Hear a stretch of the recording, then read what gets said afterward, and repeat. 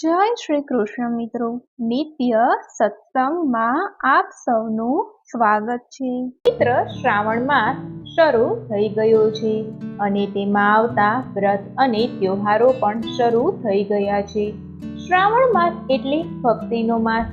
શ્રાવણ માસ એટલે ભોળાનાથને પ્રસન્ન કરવાનો માસ અને તેમની કૃપા મેળવવાનો માસ. શ્રાવણ માસમાં શિવ અને પાર્વતીજીની પૂજાનું ખાસ મહત્વ છે અને તેમના વ્રત અને તપનો પણ ઘણો મહિમા છે. તેમાંનું જ એક વ્રત છે ફૂલકાચડી વ્રત. આજે આપણે ફૂલકાચડી વ્રતની વિધિ, કથા તથા મહાત્મય સાંભળીશું. જો આ વિડીયો તમને પસંદ પડે તો લાઈક અને શેર કરી ચેનલને સબસ્ક્રાઇબ જરૂરથી કરજો. ગોરમાં રે ગોરમાં પંથ દેજો કહ્યા ગરો. દરેક ગોડ ભરી કન્યાઓની ઈચ્છા હોય છે કે તેનો મનનો માણેગર તેને ખૂબ જ પ્રેમ કરે. સપનાનો રાજકુમાર ઘોડલે ચડી આવી તેના તમામ અરમાનો પૂરા કરે.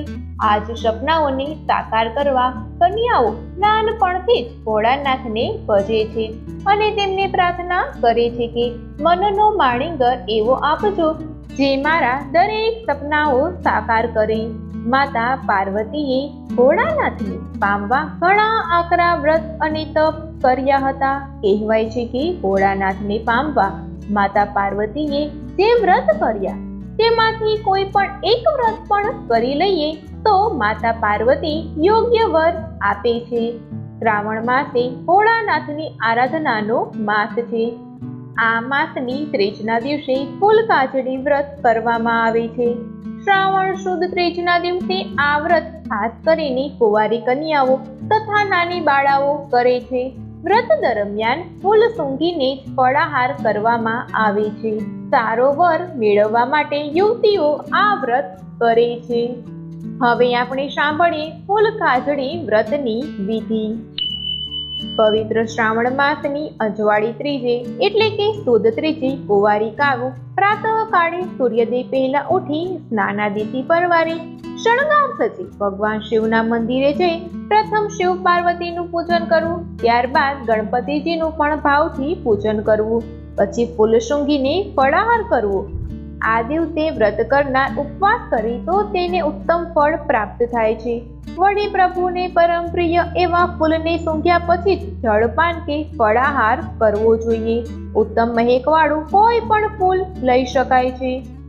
સાંજે સૂર્યાસ્ત પછી તરત જ જગત માતા ગાયની પૂજા કરવી, રાત્રે જાગરણ કરવું, ઈષ્ટદેવની સ્તુતિ કરવી.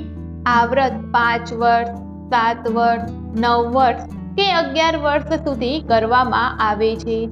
ત્યારબાદ તેનું ઉજવણું કરવામાં આવે છે. ઉજવણામાં કુંવારિકાઓને ગોળણી કરવામાં આવે છે. તેમને ફળાહાર કરાવીને સૌભાગ્યની વસ્તુઓ આપવામાં આવે છે. આ રીતે ઉજવણું કરવાથી વ્રતનું સંપૂર્ણ ફળ પ્રાપ્ત થાય છે. દેવો પુરાણો કહે છે કે પૂર્ણ શ્રદ્ધા અને ભક્તિભાવથી આ વ્રત કરનારના સમગ્ર જીવન તથા સંસારમાં સુખની સુગંધ મહેકે છે. ભોળાનાથના વ્રતની કૃપાથી વ્રત કરનારના સર્વ મનોરથ સિદ્ધ થાય છે. તો મિત્રો, આ હતું ફૂલકાચડી વ્રતની વિધિ, કથા તથા મહાત્મય. ફૂલકાચડી વ્રત કુંવારિકાઓ યોગ્ય વર મેળવવા માટે કરે છે અને શિવ પાર્વતીની ભાવપૂર્વક પૂજા અને અર્ચના કરે છે. આ વ્રતથી પ્રસન્ન થઈને ભોળાનાથ તેમના સર્વ મનોરથો પૂરા કરે છે. જો આ માહિતી તમને પસંદ પડી હોય તો વિડીયોને લાઈક અને શેર કરી ચેનલને સબસ્ક્રાઇબ જરૂરથી કરજો. જય શ્રી કૃષ્ણ.